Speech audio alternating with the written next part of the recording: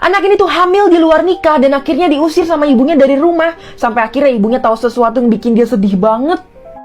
Jadi anak ini tuh masih umur sekitar 16 tahun dan waktu itu dia nangis-nangis di kamar dan dia nyembunyiin tespek tuh, alat untuk ngecek kehamilan kan. Ibunya curiga, tadi sembunyiin apa tuh?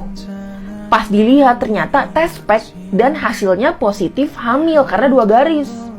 Di sini dia udah panik banget, dia minta maaf dan lain-lain dan akhirnya ibunya bilang, besok ikut ke klinik untuk ngegugurin. Tapi ini cewek bilang, aku gak mau ngegugurin anak ini. Ibunya makin pusing katanya, gak mau digugurin, itu bapaknya aja gak jelas siapa. Kalau kamu gak mau gugurin, kamu keluar dari rumah. Akhirnya dia keluar dari rumah. Nah di sini neneknya baru kasih tahu nih sama ibunya kalau misalkan dia diusir dari rumah karena dia hamil di luar nikah.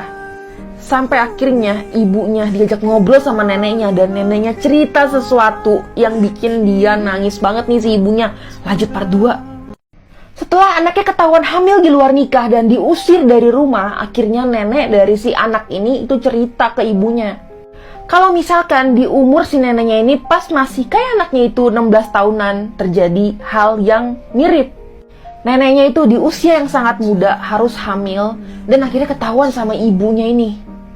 Dan akhirnya si ibu dari si neneknya ini itu ngusir dia dari rumah.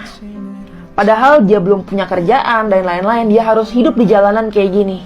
Sampai akhirnya perutnya udah membesar dan akhirnya anaknya keluar. Dan pas anaknya keluar, dia ngerasa kebahagiaan yang luar biasa bisa menggendong anak itu dengan keadaan yang sehat. Jadi neneknya ini bilang, emang semuanya itu berat, tapi harus tetap dihadapin dan dijalanin. Sampai akhirnya ibunya ini ngunjungin anaknya lagi duduk di pinggir jalan. Dan di sini baru ibunya memaafkan dan akhirnya mau mengasuh anak itu bersama.